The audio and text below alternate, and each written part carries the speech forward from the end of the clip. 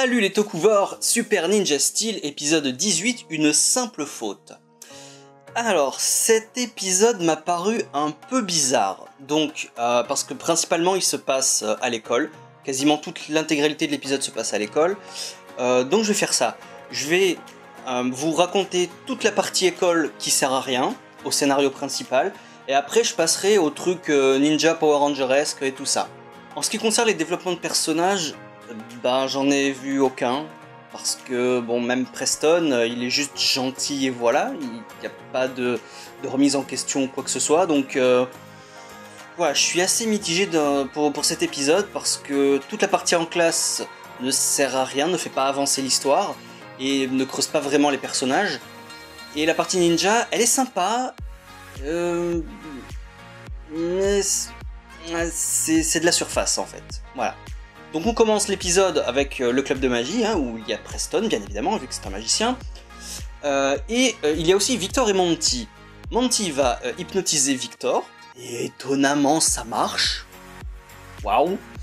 Donc à chaque fois qu'il dira le mot poulet, il deviendra un poulet. Enfin, il se transformera pas en poulet, mais voilà, hypnotisme, tout ça, il va faire le poulet, voilà. Seulement, à cause d'une petite abeille qui volait par là, ils vont foutre le bordel dans la salle de classe, et quand le prof revient, il aime pas ça, il les engueule, et il veut fermer le club.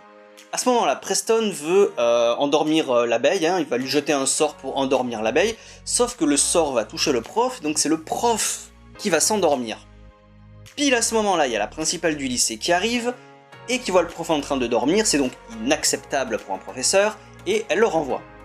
Preston va faire signer des pétitions à tous les élèves du lycée pour réintégrer le professeur, donc moment émotion, nanani nanana.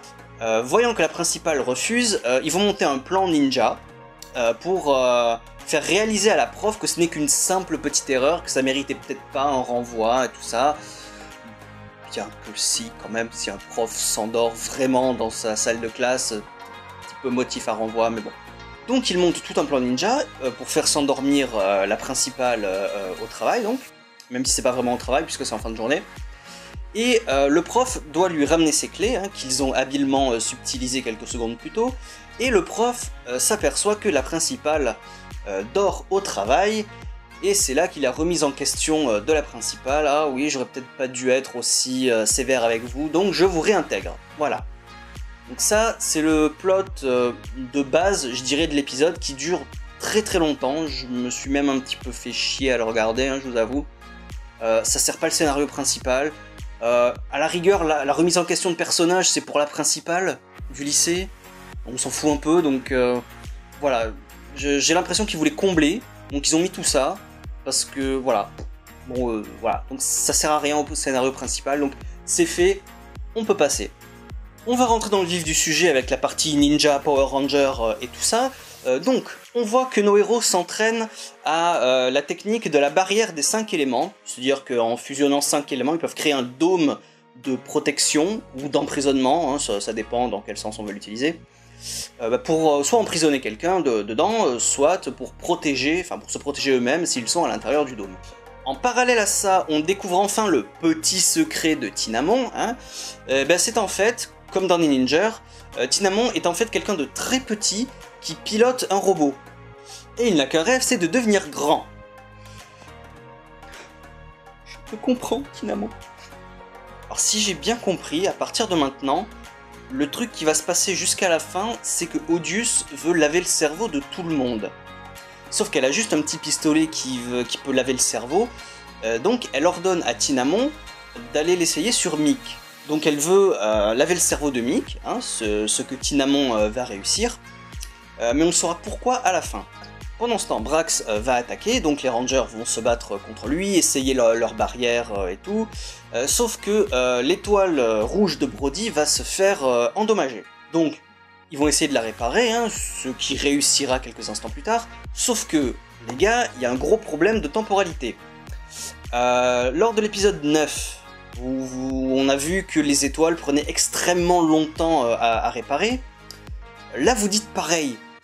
Redbot, il dit oui, je peux réparer cette étoile, mais ça va prendre encore plus de temps parce qu'il n'y a pas Mick, hein, vu qu'il s'est fait brainwash, laver le cerveau et tout ça. Et en quelques secondes, dans le même épisode, c'est réparé. Tranquille. Donc, dans cet épisode, ça prend quelques secondes en un claquement de doigts, alors qu'à l'épisode 9, ça prenait super méga giga longtemps. Bon, si vous voulez, tant pis. C'est au tour de Tinamon d'attaquer les Rangers, donc il découvre son petit secret, et ils arrivent à l'éliminer grâce à Levi et son mode Superstar, et à Preston en mode armure Lion de Feu. Odious accepte de le gigantifier, donc combat de Megazord, là pas grand chose à dire non plus, on revient à un combat de Megazord relativement normal je dirais, et donc Tinamon, le général Tinamon, un personnage qui était censé être super important, se fait détruire, donc il aura servi à rien dans cette série, ou presque.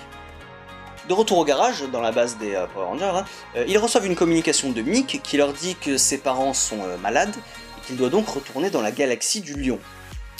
Donc ils le croient, hein, vu que c'est leur allié, ils le croient, pas de problème. Sauf qu'en fait c'est un mensonge, parce que Mick est de retour au Bagarodrome, hein, souvenez-vous.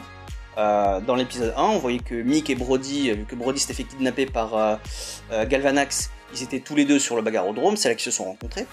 Donc Mick travaillait à l'origine pour Galvanax. Donc Mick est de retour au Bagarodrome.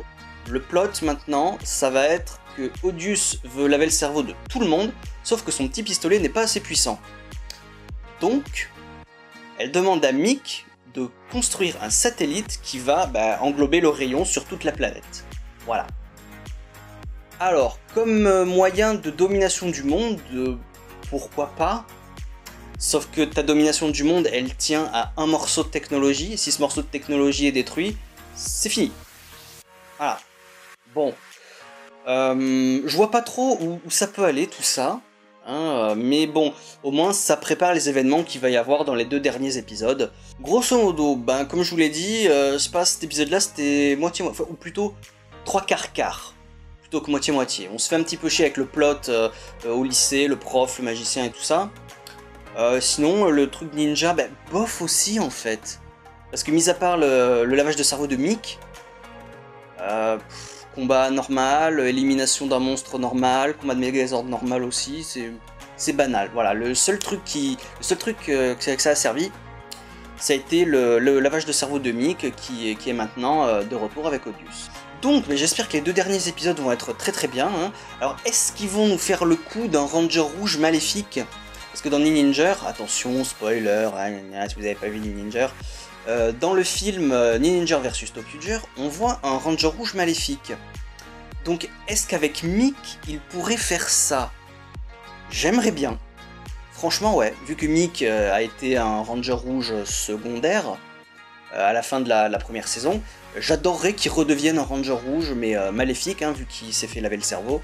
Ça, j'adorerais énormément. Voilà, donc on se retrouve très vite pour l'épisode 19, qui j'espère sera super aussi. Allez, ciao.